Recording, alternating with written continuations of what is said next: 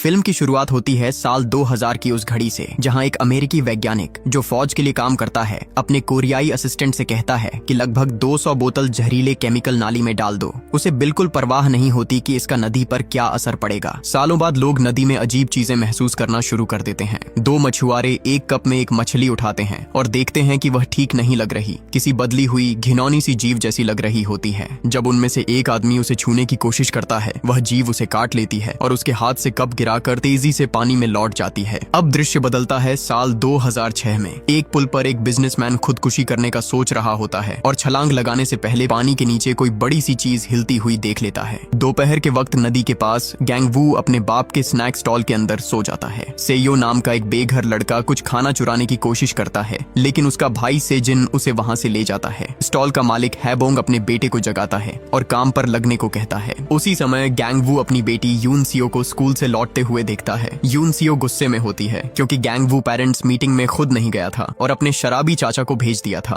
वह अपने पिता की कॉल्स नजरअंदाज कर रही होती है क्योंकि उसके पास बहुत पुराना फोन है जिसमें नेटवर्क भी ठीक नहीं आता और उसे सार्वजनिक जगहों पर निकालने में शर्म आती है। फिर गैंग वू और यून सियो स्टॉल के अंदर भागते हैं, जहां गैंग वू एक छिपा हुआ डिब्बा निकालता है जिसमें वह पैसे जमा कर रहा था ताकि अपनी बेटी को नया फोन दे सके। फिर वह टीवी ऑन करता है और देखता है कि हान नदी से एक लाश मिली है जिसकी आधी बॉडी गायब होती है, लेकिन वह चैनल बदलकर गैंग वू की बहन नमजू को तीरंदाजी टूर्नामेंट में हिस्सा लेते हुए देखने लगता है। तभी हैबोंग आकर गैंग वू को कुछ मुफ्त स्नैक्स लेकर शिकायत कर रहे ग्राहकों के पास भेज देता है। गैंग वू उन्हें पुल के नीचे लटकी एक अजीब सी चीज को घूरते हुए पाता है। वह चीज हिलती है और एक भयानक राक्षस निकल आता है जो पानी में छलांग लगा देता है। जिज्ञासा में गैंग वू एक बियर कैन फेंकता है जिसे राक्षस अपने टेंटेकल से पकड़कर पूरा निगल जाता है। उत्साहित होकर भीड़ नदी में हर तरह का खाना फेंकने लगती है, लेकिन वह जीव गायब हो जाता है। सब लोग जाने ही वाले होते हैं कि अचानक वही राक्षस पानी की सतह पर आ जाता है और भीड़ के पीछे दौड़ लगाता है। वह लोगों को उठाकर पटक देता है और अपने डरावने अंगों से मारना शुरू कर देता है। लोग भागकर जान बचाने की कोशिश करते हैं, लेकिन राक्षस उन्हें घसीट कर मारने लगता है। कुछ लोग एक कंटेनर के अंदर छिप जाते हैं तो राक्षस उनके पीछे वहीं अंदर घुसकर अटक जाता है। टूरिस्ट डोनाल्ड और गैंग वू कंटेनर के दूसरी तरफ दौड़कर दरवाजा खोल देते हैं ताकि बचे कुचे लोग निकल सकें।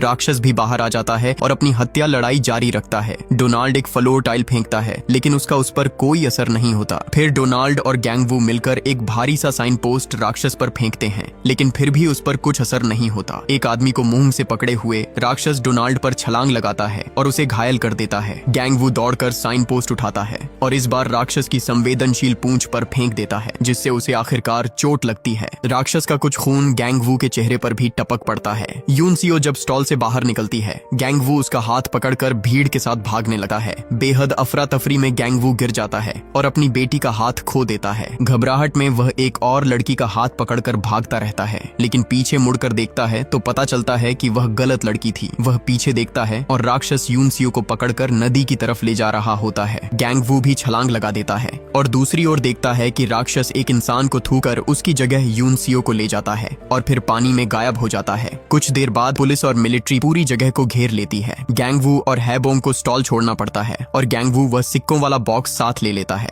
नदी का इलाका बंद कर दिया जाता है और सभी पीड़ितों के लिए अंतिम संस्कार रखा जाता है। नमजू अपना कांस्य पदक लेकर आती है और अपनी मरी हुई भतीजी के लिए रोती है। तीसरा भाई नम भी आ जाता है, जो परिवार का अकेला कॉलेज शिक्षित व्यक्ति है, लेकिन इस समय बेरोजगार है क्योंकि पहले वह एक एक्टिविस्ट रह चुका है। पूरा परिवार जमीन पर गिरकर रोना धोना शुरू कर देता है, जिसकी वजह से रिपोर्टर्स उनकी तरफ दौड़कर उनकी तस्वीरें और वीडियो लेने लगते हैं। नम बताता है कि उसने सुना है गैंग वू ने गलत हाथ पकड़ लिया था और वह अपने भाई को इस बड़ी गलती के लिए ताना मारता है। इससे दोनों में झगड़ा हो जाता है और अधिकारियों को बीच में आना पड़ता है। इसी समय कुछ हैजमैट सूट पहने लोग कमरे में घुसते हैं और एक अजीब सा धुआं फैलने लगता है। एक एजेंट पूछता है कि क्या किसी ने उस जीव को छुआ था। गैंग वू बताता है कि उसका खून उसके चेहरे पर गिरा था। यह सुनकर टीम उसे एक खास बैग में डालकर घसीटते हुए ले जाती है। तभी न्यूज इस घटना को पूरी तरह कवर करना शुरू कर देती है। डोनाल्ड एक अमेरिकी सेना का सार्जेंट था और उसका एक बाजू गया, इसलिए उसे यूएस आर्मी अस्पताल भेजा गया। सैन्य डॉक्टरों को पता चलता है कि जिन शरीर के हिस्सों का संपर्क उस जीव से हुआ था वे अजीब प्रतिक्रिया दिखाने लगे हैं और वे इसे एक अज्ञात वायरस का नतीजा बताते हैं। अमेरिकी सेना एक सैंपल सीडीसी को भेजती है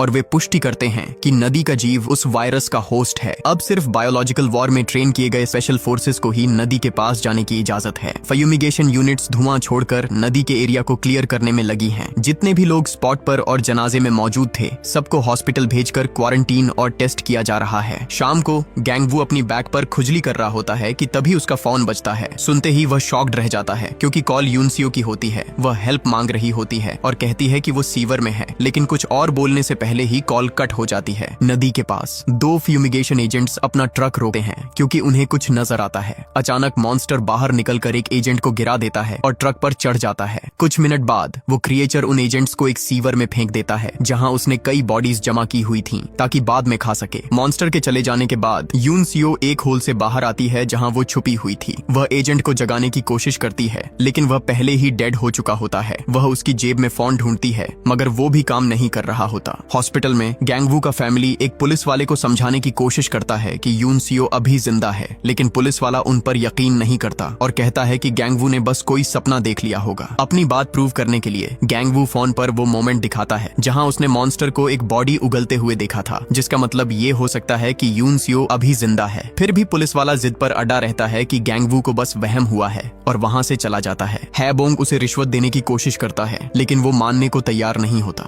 थोड़ी देर बाद फैमिली हॉस्पिटल से चुपके से निकल जाती है और कॉरिडोर में दूसरे पेशेंट्स के बीच जाकर घुल मिल जाती है। एक नर्स गैंगवू के ढाई किए हुए बाल पहचान लेती है और उसे आवाज देती है, जिस पर पूरा फैमिली भाग पड़ता है और रास्ते में आने वाले सबको धक्का देता हुआ दौड़ता है। लिफ्ट में पहुंचते ही वो लोग अपने असली कपड़े पहन लेते हैं और हैबोंग फोन पर कंफर्म कर लेता है कि उनकी गाड़ी पहुंच चुकी है। पार्किंग लॉट में एक रहस्यमयी ड्राइवर वैन लेकर उन्हें उठा लेता है। नमजू पीछे रह जाती है और लगता है उसे छोड़ दिया जाएगा, लेकिन ड्राइवर पीछा कर रही गाड़ी से बचते हुए मुड़कर उसे भी उठा लेता है। एक पुलिस वाला भी वैन में चढ़ने की कोशिश करता है तो गैंगवू उसे जोर से धक्का देकर गिरा देता है। कुछ देर बाद वो लोग शहर के बाहर एक वेयर हाउस पहुंचते हैं जहां पता चलता है कि हैबोंग ने कुछ क्रिमिनल्स को हायर किया हुआ था ताकि फैमिली को हॉस्पिटल से बाहर निकालकर वो सामान दिलाया जा सके जो यूनसियो को ढूंढने में काम आए। अंतिम बिल उम्मीद से बहुत ज्यादा आता है और क्रिमिनल्स उसकी ज्वेलरी लेने से इनकार कर देते हैं। इसके बजाय वे उसका क्रेडिट कार्ड ले लेते हैं। वैन के अंदर तीनों भाई बहन न्यूज देखते हैं और समझते हैं कि उन्हें वांटेड फ्यूजिटिव्स घोषित कर दिया गया है। फैमिली एक फ्यूमिगेशन ट्रक में निकलती है जो क्रिमिनल्स ने उनके लिए अरेंज किया था, जिसमें 2 हैजमैट सूट, कुछ वेपन्स और सीवर का मैप रखा हुआ था। गैंगवू और हैबोंग सूट पहन लेते हैं जबकि नम और नमजू कंबल के नीचे छुपकर बैठे रहते हैं। सिक्योरिटी चेक पर मैनेजर शक करता है क्योंकि कंपनी का नाम आखिरी मिनट में जोड़ा गया था। हैबोंग उसे एक बैग फेंकता है रिश्वत के तौर पर और मैनेजर बैग खोलकर देखता है कि उसमें सिक्कों का वही बॉक्स रखा हुआ है। इसके बाद फैमिली मैप फॉलो करते हुए यूनसियो को ढूंढने के लिए सीवर की ओर बढ़ती है। कभी कभी गैंगवू ट्रक के पीछे दौड़ता है ताकि फ्यूमिगेशन का धुआं उसके ऊपर भी पड़े, क्योंकि वह अपनी बेटी के लिए खुद को साफ रखना चाहता है। कुछ घंटों की खोज के बाद उन्हें अंधेरे में कुछ हिलता हुआ दिखाई देता है।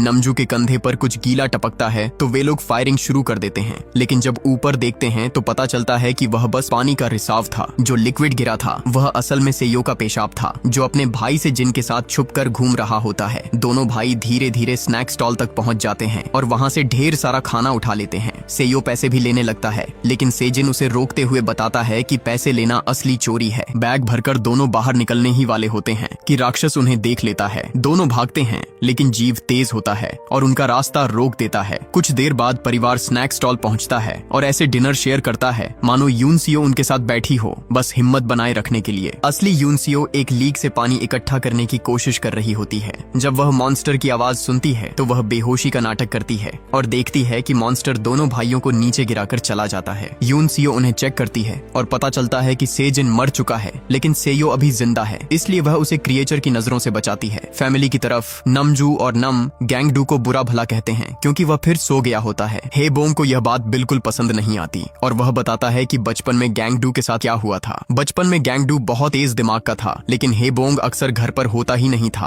और रात भर बाहर रहता था। गैंगडू पड़ोसी खेतों से खाना लेने जाता था, पर वह उसकी सेहत के लिए काफी नहीं था। इसी वजह से उसका दिमाग धीमा हो गया और कभी कभी उसका शरीर अचानक सो जाता है। इसी वक्त गैंगडू उठकर देखता है कि मॉन्स्टर बाहर खड़ा है। हैबोंग फायरिंग शुरू करता है और क्रिएचर गुस्से में आकर स्टॉल को इतना धक्का देता है कि वह पलट जाता है। मॉन्स्टर पास आता है तो हैबोंग फिर गोली चलाता है और क्रिएचर गिर जाता है। फैमिली बाहर आती है और देखती है कि वह अभी भी जिंदा है, तो नम भी उस पर गोली चलाता है। मॉन्स्टर तुरंत भागकर ब्रिज पर चढ़ जाता है और वहां कई गाड़ियों को टकरा देता है। फिर वह ब्रिज के नीचे कूदकर इधर उधर उछलता रहता है जब तक कि उनकी गोलियां खत्म नहीं हो जाती। मॉन्स्टर पानी में कूद जाता है और फैमिली देखती है कि सिपाही आ रहे हैं तो वे भागना शुरू कर देते देते हैं। गैंगडू कहता है कि उसके पास एक गोली और है, तो हेबोंग उसका गन लेकर बच्चों से कहता है कि ट्रक तक भागो, जब तक वह मॉन्स्टर को रोकता है। जैसे ही मॉन्स्टर बाहर आता है, हेबोंग गोली चलाने की कोशिश करता है, लेकिन पता चलता है कि गैंगडू ने गलत गिनती की थी और गोलियां थी ही नहीं। मॉन्स्टर उसे जोर से गिरा देता है, फिर अपने टेंटिकल से पकड़कर जमीन पर पटक देता है और हेबोंग तुरंत मर जाता है।